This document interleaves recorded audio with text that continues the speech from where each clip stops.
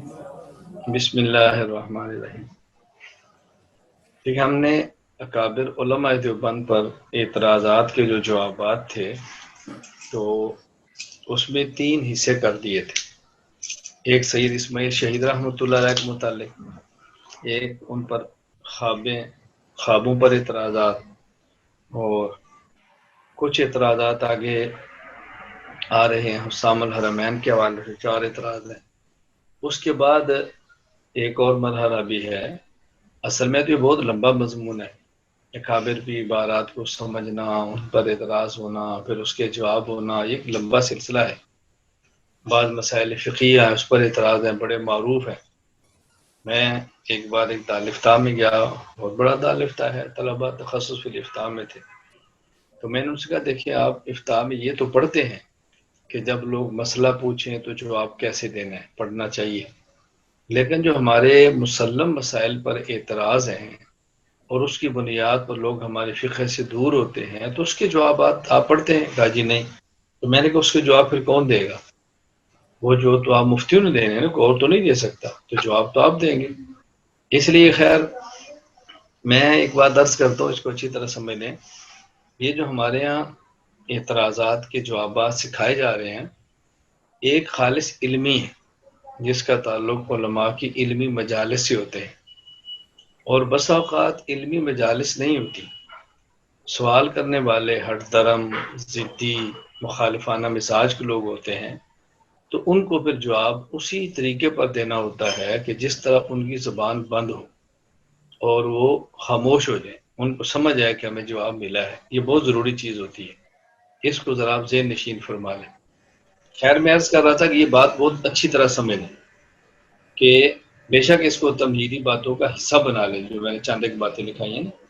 ایک ہے اس علمی اعتراض کا جواب علمی مجلس میں کیسے دینا ہے، یہ الگ ہے۔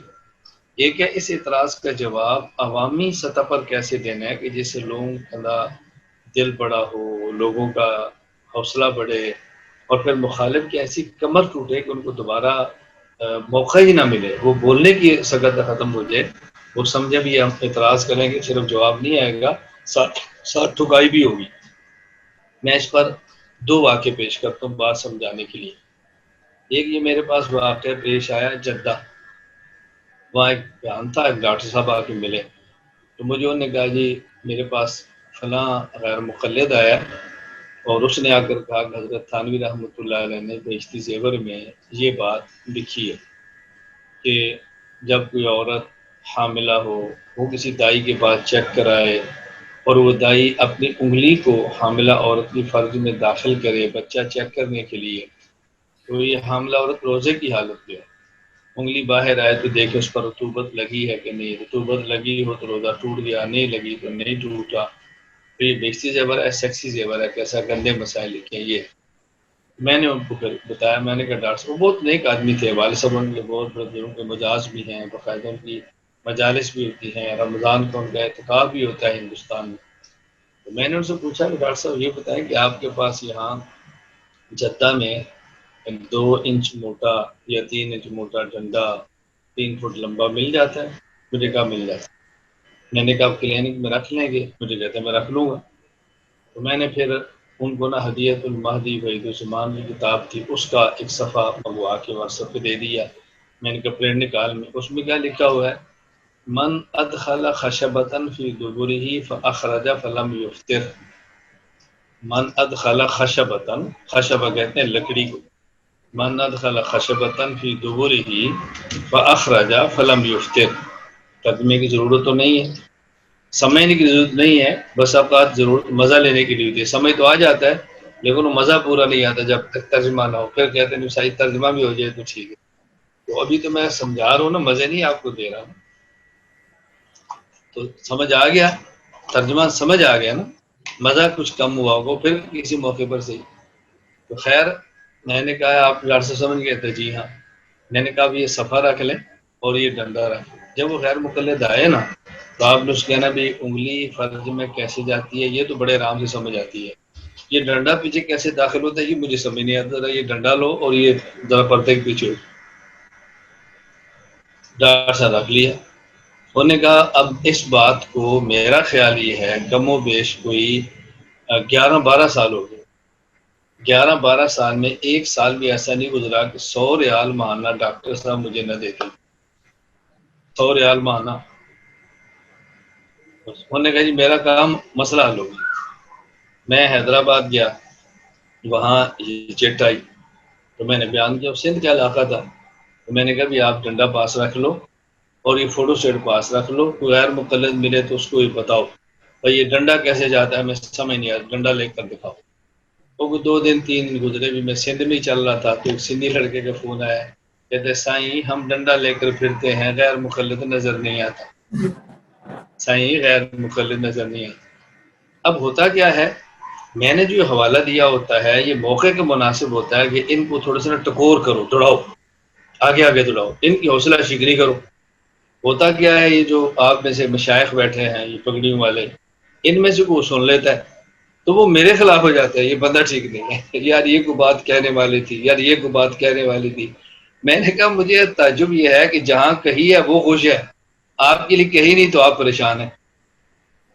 بھائی کہنے والے نہیں سی تو ان کو پریشان نہیں جن میں کہہ کر آئے ہیں، وہ میرا دوبارہ جلسہ نہ رکھیں، میرا بیان نہ کرائیں، مجھ سے نفرت کریں، اس واقعے سے ان میں پیار بڑھ رہا ہے، آپ پریشان ہو رہے ہیں۔ وجہ صرف کیا ہے، چونکہ خود نہیں سمجھا سکتے، خود ضرورت نہیں ہے تو اور تو بات کہہ نہیں سکتے، وہ حسد کے اندر بیماری ہوتی ہے، وہ نکالیں کیسے؟ اس کا حل یہ ہے یہ طرز ٹھیک نہیں، یہ لہجہ ٹھیک نہیں، یہ مناسب نہیں، کیونکہ برداشت نہیں ہو رہا نا۔ اصل مسئلہ ہے کہ اس سے فائدہ بھی ہوا ہے، لوگ جڑ بھی گئے ہیں، فتنہ دب بھی گیا ہے، فوائد سارے آ رہے ہیں، ان کو مزہ پھر بھی نہیں آ رہا۔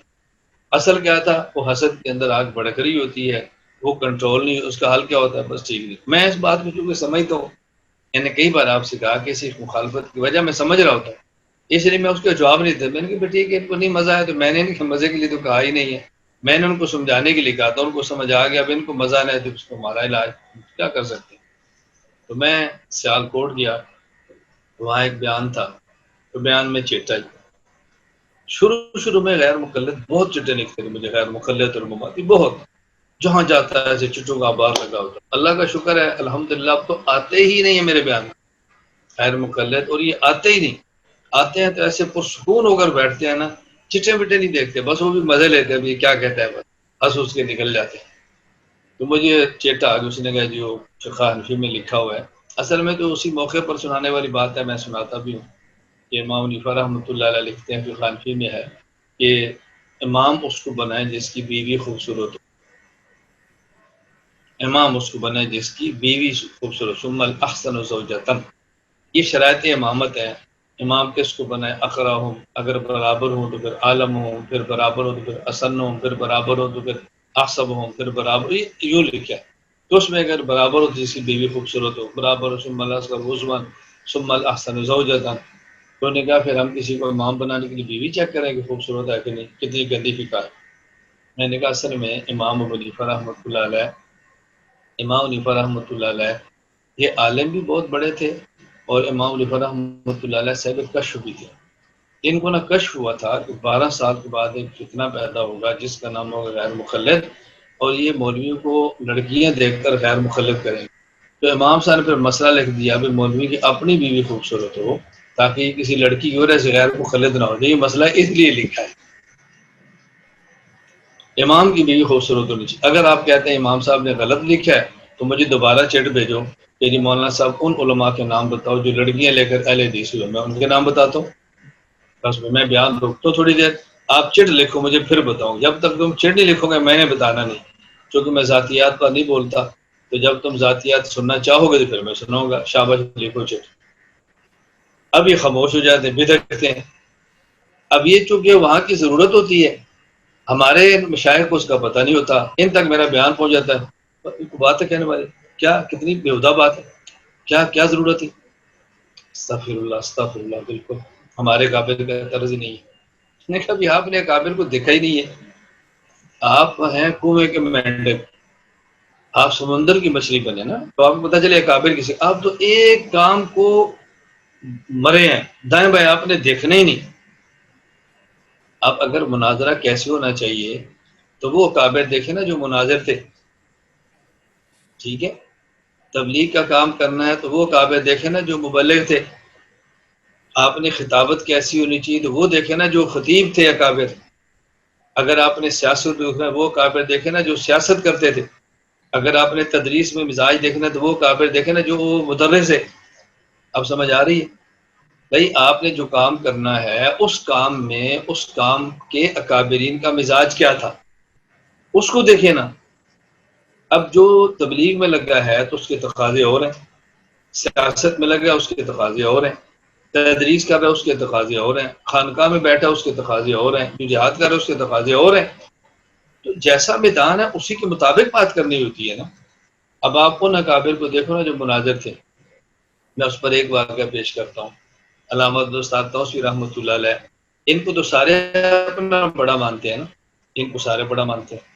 مجھے یاد ہے مولانا فضل الرحمان صاحب دام برکات مجھے ایک بات مطلب فرمایا، ایک بات کا خیال کرنا، مولانا امین کاڑوی صاحب آتے تھے نا تو ہلچل نہیں ہوتی تھی، تمہارے آنے سے ہلچل ہوتی ہے. اب سمجھ آئی؟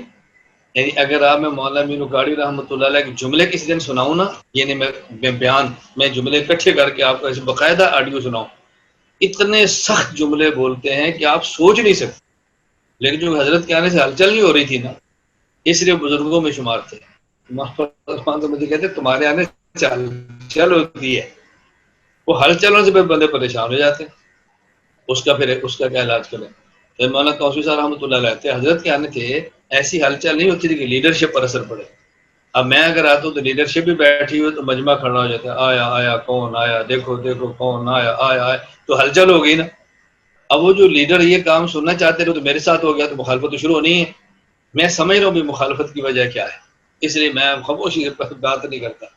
مولانا عبد صاحب توسیع رحمۃ اللہ علیہ تھے، ان کا ایک مناظرہ ہو، یہ گوجرے کا تھا، مر گیا ہے. مولوی اسماعیل شیعہ تھا، یہ دیوبند کا فاضل تھا اور شیعہ ہو گیا تھا اور مر گیا. حضرت سے مناظر مقابلے میں آتا تھا.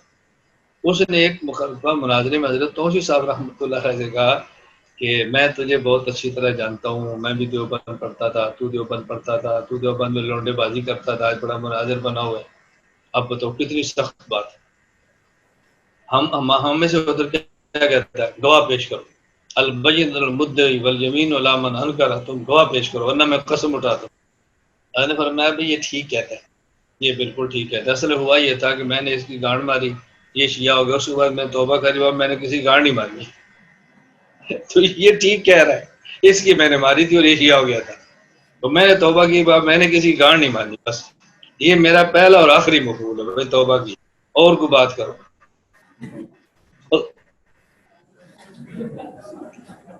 اب بتاؤ اس کی ایسا وہ پڑا، وہ منہ چھپانے کو پھرے کہ میں اس کا جواب کیا دوں.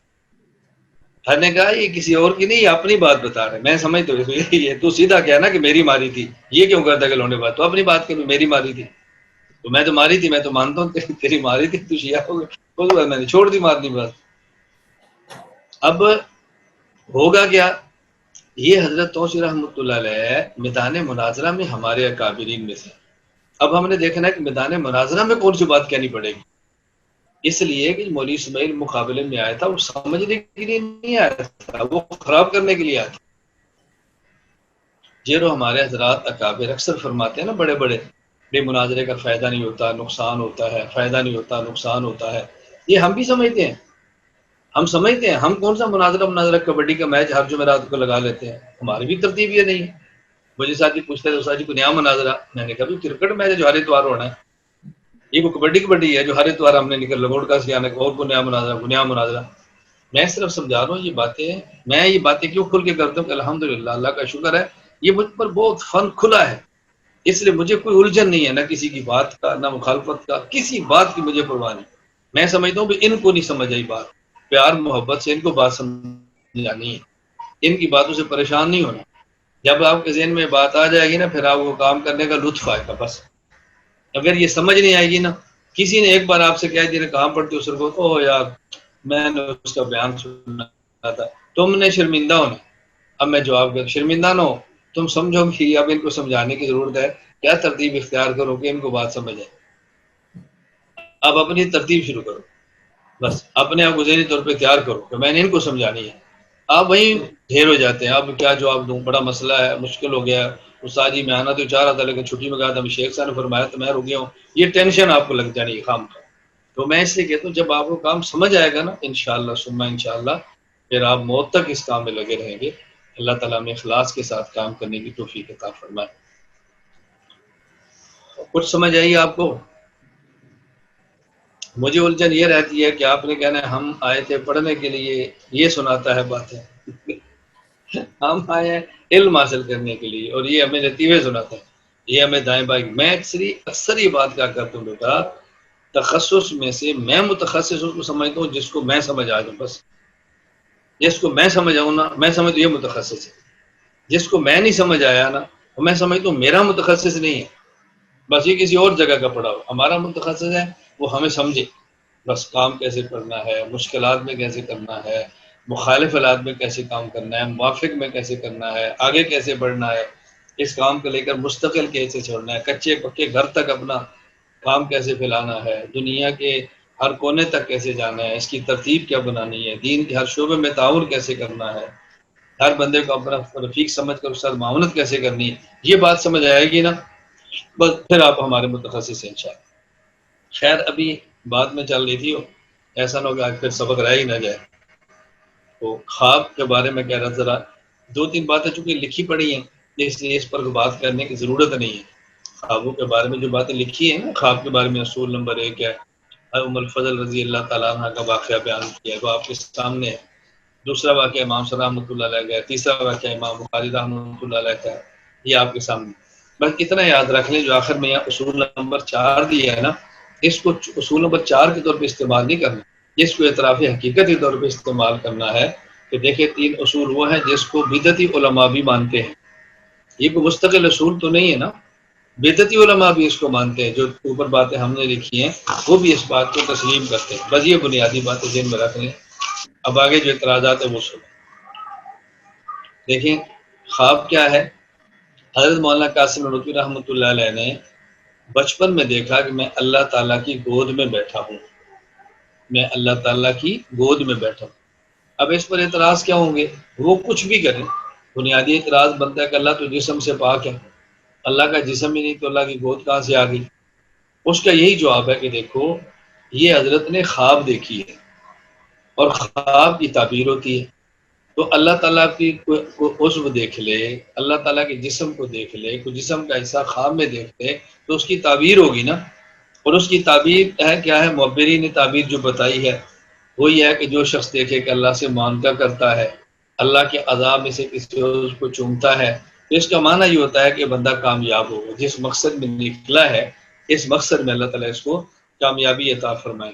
اور حضرت نانوتوی رحمۃ اللہ علیہ باقی ان کی سوانح قاسم میں خود موجود ہے کہ اللہ تعالیٰ تم کو علم عطا فرمائے گا، تم بہت بڑے عالم بنو گے، نہایت شہرت ہوگی، یہ اس خواب کی تعبیر تھی، بات ختم ہوگی۔ اب اس میں الجھن کی بات کیا ہے، حضرت نانوتوی رحمۃ اللہ علیہ کہ دیکھیں 49 سال علم ہے، 49 سال بہت چھوٹی عمر ہے، دنیا سے گئے، اور حضرت کا علم کتنا عجیب تھا۔ حضرت رحمۃ اللہ علیہ نے اپنے شیخ حاجی امداد اللہ مہاجر مکی رحمۃ اللہ علیہ کو لکھا، حضرت نے کہا کہ آپ ذکر اذکار بھی کیا کرو، تو حضرت فرمانے لگے اپنے شیخ کو لکھا کہ حضرت میں ذکر نہیں کر سکتا، جب میں ذکر کرتا ہوں تو میرے اوپر ایسے بوجھ آتا ہے کہ جیسے کسی نے میرے اوپر چٹان رکھ دی، اندازہ کرو، میں جب ذکر شروع کرتا ہوں تو مجھے یوں لگتا ہے کہ کسی نے میرے اوپر چٹان رکھ دی ہے، میں ذکر نہیں کر پاتا۔ اللہ اکبر۔ حضرت حاجی امداد اللہ مہاجر مکی رحمۃ اللہ فرمانے لگے اگر یہ حالت ہے تو مبارک مبارک ہو، اس کا مطلب یہ ہے علوم نبوت کا فیضان جاری ہے، علوم نبوت کا فیضان ہو رہا ہے، علوم نبوت کا فیض مل رہا ہے۔ کیوں؟ رسول اکرم صلی اللہ علیہ وسلم جب وحی آتی تھی آپ اس وحی کے بوجھ سے دب جاتے تھے، تو معلوم ہوتا ہے کہ علوم نبوت کا فیضان ہے۔ تو بتاؤ حضرت کی حالت کیا تھی، اور حالت کو شیخ کیسے بتا دیں؟ یہ ہے، یہ تھے حاجی امداد اللہ مہاجر مکی۔ آپ حضرت تھانوی رحمۃ اللہ علیہ کو پڑھو، جب حاجی صاحب کا نام آتا ہے تو صفحات پہ صفحات بولتے چلے جاتے ہیں، حاجی صاحب تو ایسے تھے، حاجی صاحب تو ایسے تھے، حاجی صاحب تو ایسے تھے، ہمارے حاجی صاحب ایسے۔ حضرت نوتوی رحمۃ اللہ علیہ جیسا بندہ بھی الجھن کا شکار ہے، اور حاجی صاحب جیسا بندہ جو بظاہر کتابی عالم بھی نہیں ہے، دیکھیں وہ بھی ان کو تسلی اطمینان دے رہے ہیں۔ حضرت تھانوی رحمۃ اللہ فرماتے تھے کہ حاجی صاحب رحمۃ اللہ علیہ بس اوقات علمی باتیں اصطلاحی الفاظ میں بیان کرتے، علماء کو تعجب ہوتا تھا کہ اس بندے نے کتابیں نہیں پڑھی تو یہ علمی باتیں کہتے ہیں اور اصطلاحی الفاظ کیسے لاتے ہیں؟ اصطلاحی الفاظ تو پڑھنے سے آتے ہیں۔ اللہ اکبر۔ حضرت تھانوی رحمۃ اللہ فرماتے تھے کہ اس تعجب پر ہمیں تعجب ہوتا ہے، حضرت نے جب کتابیں پڑھی نہیں ہیں، علوم نہیں پڑھے اور وہ علوم بیان کر رہے ہیں، آپ یہ بات مانتے ہیں کہ یہ وہابی علم ہے، تو جو اللہ بغیر پڑھے علم دیتا ہے وہ بغیر کتاب دے کے اصطلاحی الفاظ نہیں دے سکتا؟ آپ کو بات سمجھ آئی؟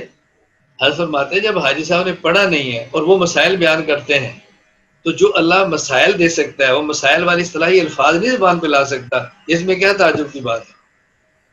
تو حاجی صاحب رحمۃ اللہ علیہ یعنی علوم کو اسی فن کی اصطلاحی الفاظ میں بیان فرماتے تھے، نہ علوم پڑھے ہوتے نہ اصطلاحات پڑھی ہوتی۔ کیا اللہ کا خاص کرم تھا۔ تو حضرت ننوتوی رحمۃ اللہ فرمانے لگے یہی اگر آپ کی کیفیت ہے تو مبارک ہو، علوم نبوت کا فیضان ہے، فیض جاری ہے۔ رسول اللہ صلی اللہ علیہ وسلم پر وحی آتی تھی تو آپ بورڈ سے دب جاتے تھے، اور وہ کیفیت آپ پر بھی ہے۔ حضرت نے بھام لیا تھا کہ یہ کتنا بڑا آدمی ہے، یعنی جوانی میں بھانپا تھا یہ کتنا بڑا آدمی مستقبل میں بنے گا۔ یہ ننوتوی رحمۃ اللہ علیہ کی علوم تھی۔ ننوتوی ایک مناظرے کے اندر گئے، مناظرہ تھا وجود الہ کے اوپر، اور وہاں جو پنڈت تھے ان پنڈتوں نے حضرت سے کہا کہ حضرت ہمیں آپ اجازت دیں نا، ہماری خواہش ہے کہ آپ تقریر پہلے فرمائیں۔ حضرت فرمایا میں تو آخری نبی کا امتی ہوں، میری باری آخر میں ہے، میں تو آخر میں بات کروں۔ تو انہوں نے کہا حضرت ہم آپ سے دلائل سے تو بحث نہیں کر رہے، ہم عزت دینا چاہتے ہیں کہ آپ گفتگو پہلے فرما دیں۔ حضرت فرمایا چلو تمہاری مان کے پہلے بھی کر لیتا ہوں، آخری نبی کا امتی ہوں آخر میں بھی کر لوں گا، جو میں اس نبی کا امتی ہوں جو اول بھی ہے آخر بھی ہے، کچھ پہلے کرتا ہوں کچھ بعد میں کروں۔ انہوں نے پھر کہا حضرت دیکھیں ہم آپ سے درخواست کرتے ہیں کہ ہم تو آپ سے بحث نہیں کر رہے، ہم تو گزارش کر رہے ہیں کہ آپ گفتگو پہلے فرما دیں۔ اللہ اکبر۔ حضرت فرمانے لگے تم میری بات کو سمجھے ہی نہیں، میں چاہتا تھا کہ تم بات کر لیتے، میں چاہتا تھا کہ تم بات کر لیتے، اگر میں نے بات پہلے کر لی تو میرے بعد پھر تم بات کر نہیں سکو گے، میرے بعد تم بات کر نہیں سکو گے، میں چاہتا تو اپنے پہلے دلائل سنا لو۔ انہوں نے کہا حضرت آپ شفقت فرمائے۔ حضرت نے پھر 3 گھنٹے بیان کیا وجود الہ کے ثبوت پر، اپنا فلسفہ بالارض ذات کی بنیاد پہ دلائل دیتے رہے، تعدد اعلیٰ کی نفی کی، وجود الہ کا اس بات کی۔ حضرت جب 3 گھنٹے کے بعد بیٹھے تو جو ثالث تھا اس نے کھڑے ہو کے اعلان کیا، تو کوئی پنڈت اس کے بعد گفتگو کے لیے تیار نہیں ہوا۔ جو دلائل پنڈتوں نے دینے تھے حضرت نے اس کے جوابات بھی دے دیے۔ تو پھر ثالث نے اعلان کیا کہ آج قاسم ننوتوی انسان نہیں بول رہا تھا بلکہ انسان کی زبان پہ الہام کا فرشتہ بات کر رہا تھا۔ حضرت جیت گئے۔ اب جب حضرت جیتے کمرے میں بیٹھے تھے تو پنڈت آئے، پھر ایک اور حملہ کیے۔ انہوں نے کہا مولانا ننوتوی کو آپ اتنے بڑے آدمی اور مسلمان آپ کی قدر نہیں کرتے، اگر آپ ہندو ہوتے تو دہلی کے ہر چوک پہ آپ کا بت بنا کر آپ کی پوجا کی جاتی، مورتی بناتے، آپ افسوس کہ آپ مسلمان ہیں۔ اب حضرت کا جواب سنو۔ حضرت فرمایا کہ تم بالکل ٹھیک کہتے ہو، اگر میں ہندو ہوتا واقعتاً میری مورتیاں بنا کر لوگ پوجا کرتے، اس کی وجہ یہ ہے کہ ہندوؤں میں قاسم ہوتا جو کوئی نہیں، اور یہاں حضور ختم رسالت میں ہر گلی میں قاسم ہے، یہ کس کس کا بت بنا کر پوجا کریں گے؟ علم دیکھیے اور تواضع دیکھیے۔ فرمایا تم سچے ہو، تمہارے اندر ہوتا ہی کوئی نہیں، ایک ہوگا تو تم اس کی پوجا کرو گے نا، یہاں تو ایک قاسم نہیں ہے، گلی گلی میں قاسم ہوتی ہے، یہ کس کس کا بت بنا کر پوجا کریں گے؟ پھر اپنے آپ کو یوں دبا دیا۔ تو یہ ایسے بڑے آدمی تھے حضرت مولانا قاسم ننوتوی رحمہ اللہ تعالیٰ، بہت بڑے آدمی تھے۔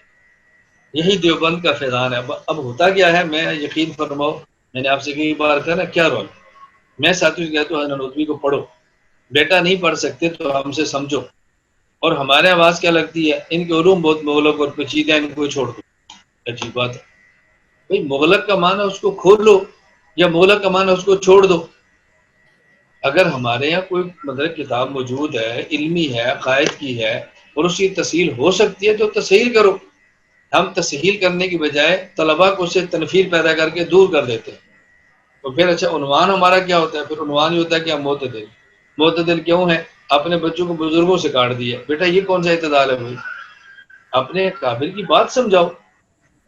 حضرت گنگوئی رحمۃ اللہ علیہ جو بدنام کرتے ہیں وہ خواب کیا تھا حضرت نے خواب میں دیکھا کہ مولوی محمد قاسم صاحب عروس کی صورت میں ہے اور میرا ان سے نکاح ہوا ہے. جس طرح زن شوہر میں ایک دوسرے کو فائدہ پہنچا اس طرح مجھے انہیں مجھ سے فائدہ پہنچا.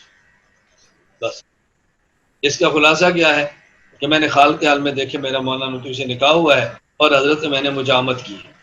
یہ ہے خلاصہ. اس پر وہ بے حیائی کے الزام لگاتے ہیں کہ جو گندے تھے، مزاج ٹھیک نہیں تھا، یہ تھے وہ تھے. حالانکہ یہ خواب ہے، یہ خواب کی تعبیر ہے.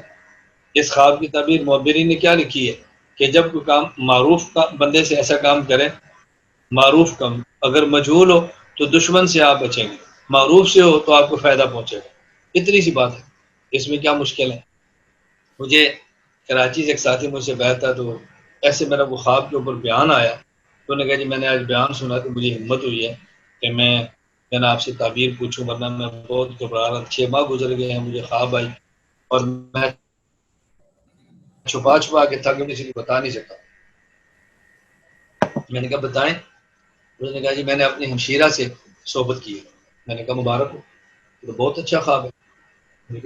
گھبرا رہا تھا. میں نے کہا بہت اچھا خواب ہے بیٹا، تمہاری ہمشیرہ کی وجہ سے یا تو تمہارا نکاح ہوگا اور تمہاری بیوی سے راحت ملے گی، یا تمہاری ہمشیرہ کی وجہ سے تمہیں جسمانی راحت پہنچے گی، تمہارے بہنوئی اچھی ہوں گی، تمہیں راحت پہنچے گی. وہ اشش کر اٹھا. انہوں نے کہا جی میں اتنا پریشان تھا، کسی کو خواب بتا نہیں رہا تھا. میں نے کہا تو شیخ کیوں بناتے، شیخ کو بناتے بیٹا. کسی خاص جگہ پہ پھوڑا نکلے تو ہر کسی کو نہیں پکڑا دیتے کہ میرا پھوڑا چیک کرو، لیکن ڈاکٹر کو تو دکھا لیتے ہیں نا.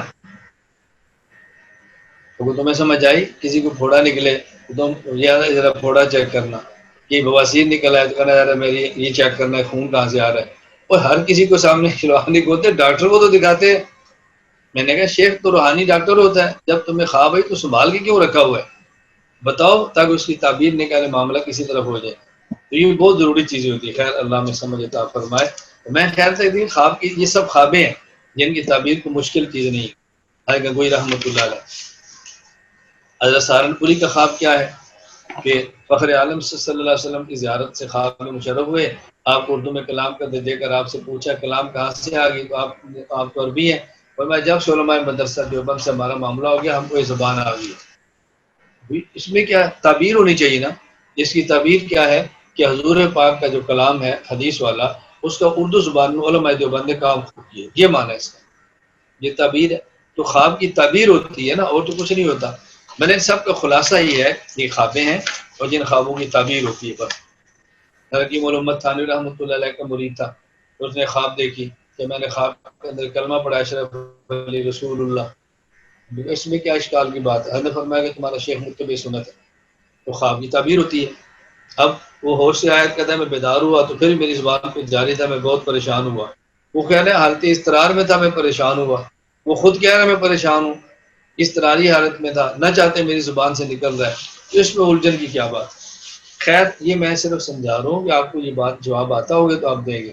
میں مدینہ منورہ ایئرپورٹ پہ تھا، کسی غیر مکلم دیکھا تو مجھے آ گیا السلام علیکم. میں نے کہا وعلیکم السلام حضرت کیا حال ہے. میں نے کہا اللہ کا شکر. تو بات کچھ نہیں ہے.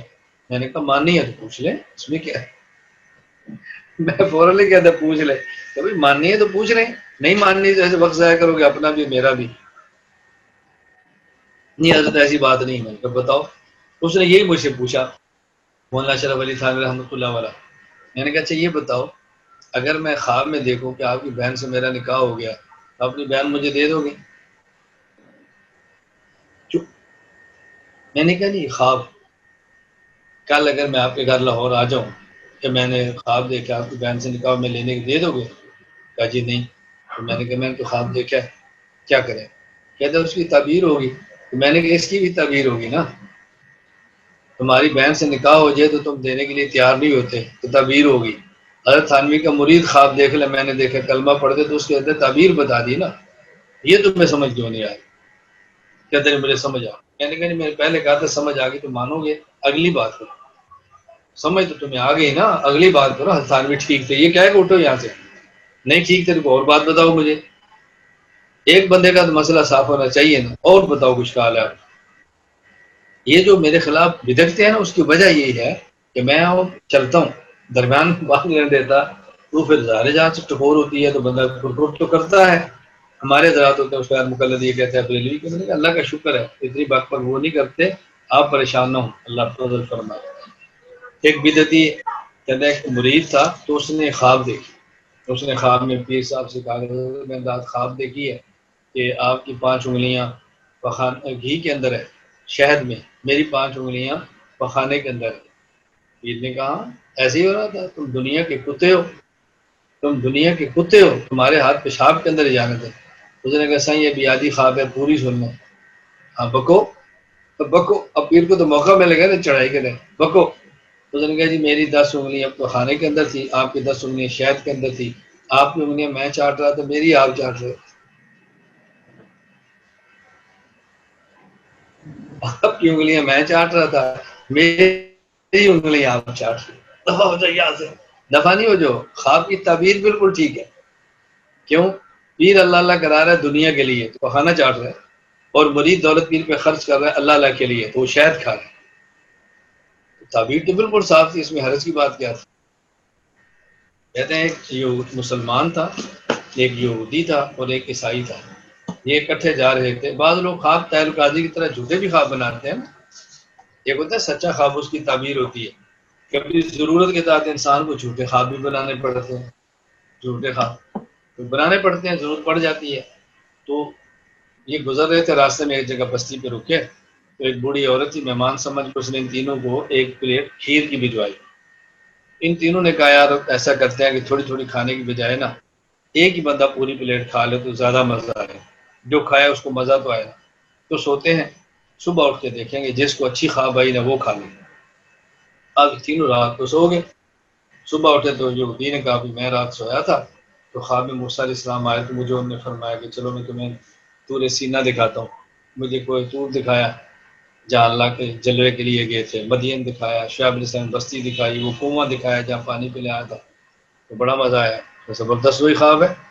عیسائی سے کہا تو بتا، وہ چوڑے نے کہا مجھے رات کو خواب آئی کہ میرے نبی عیسیٰ علیہ السلام ملے، وہ درخت دکھایا جہاں میں پیدا ہوا تھا، وہ چشمہ دکھایا جہاں پانی پیا تھا ماں مریم نے، وہ کھجور کا درخت دکھایا جہاں کھجوریں کھاتی تھی، اور مجھے بیت المقدس دکھایا۔ زبردست خواب ہے۔ مسلمان سے کہا تو بتا، اس نے کہا میں رات سویا تھا، میرے پیارے نبی آئے، انہوں نے فرمایا کہ موسیٰ علیہ السلام آئے تھے، وہ اپنے امتی یہودی کو لے گیا طور سینہ دکھانے کے لیے، عیسیٰ علیہ السلام آئے تھے اپنی امتی کو لے کے بیت المقدس دکھانے کے لیے، اتر تو اٹھ کے کھیر کھا لے۔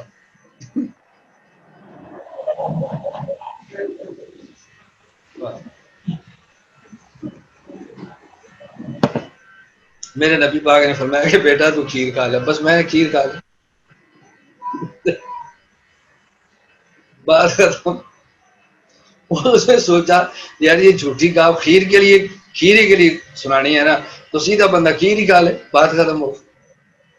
اس نے کہا میرے نبی نے مجھے فرمایا بھائی اس کا موسیٰ نے اپنے امتی کو لے گئے ہیں، عیسیٰ اپنی امتی کو لے گئے ہیں، تو پتر اٹھ کے کھیر کھا لے۔ میرے نبی میرے معراج تے لے کے تو نہیں گئے، میرے کھیر کھوا کے ٹر کے تھا تو میں اٹھ کے کھیر کھا لی۔ بعض ایسے بھی ہوتے ہیں۔ مجھے یاد ہے میں ایک مرتبہ سردیوں میں تھے، جنوری یا دسمبر کی سردیاں، میں تھا، میرے ساتھ ایک اور ساتھی تھے، اور ایک ساتھی مجاہد تھے، وہاں اکٹھے رہتے تھے، ہم یہاں دورے پر تھے، تو راوی گروشت پہ ہم رکے، رات مچھلی کھائے، اور اس میں نا کچھ مچھلی بچ گئی۔